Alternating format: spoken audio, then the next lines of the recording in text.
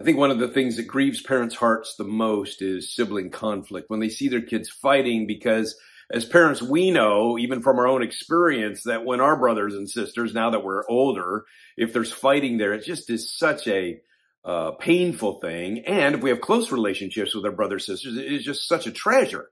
And so we don't want our children growing up fighting with each other.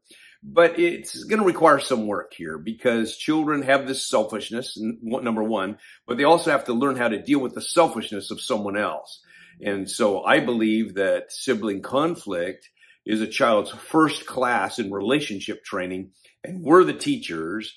And so we're going to step in and help children to be able to work with each other. I think there's several things you can do in a family to start addressing sibling conflict in a meaningful way. Number one, I would suggest that we get rid of the idea that kids say that's not fair. And the way you're going to do that is you're not going to try to treat your children all alike. You have to treat them independently the way God treats us. He gives us all each a spiritual gift, and it's different. There's several parables in the Bible that seem to have inequality, where one person gets 2 talents and one person gets 5, another person gets 1. But there's no argument there about whether this is fair or not. The reality is we want to treat children special and uniquely.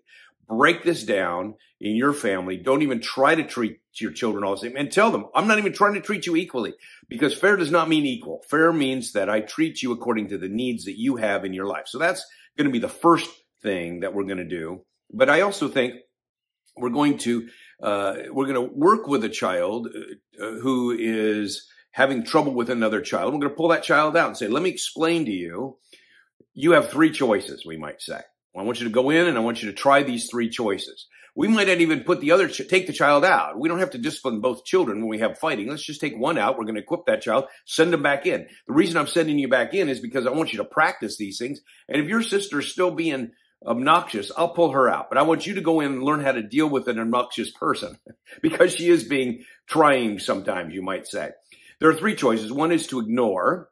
The second one is to confront.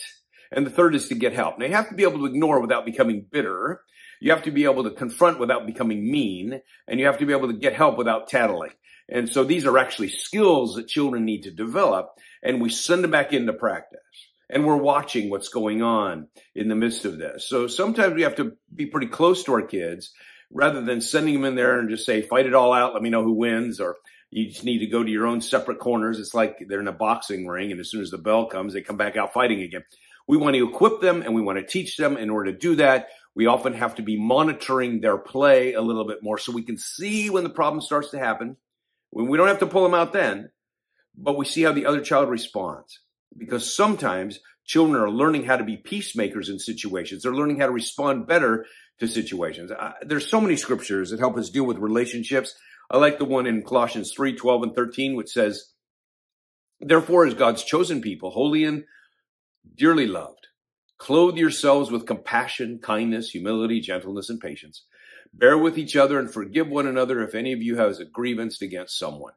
This is something our children are learning now. It's their first class. And if they can learn how to deal with an annoying brother now, they'll do great when they get older and they live or they work in an office with an annoying person. They'll say, oh boy, I'm sure glad I had an annoying brother, because I learned how to relate to that person back then. And I know how to relate to this person now. So sibling conflict is an important class that children need to take in their lives.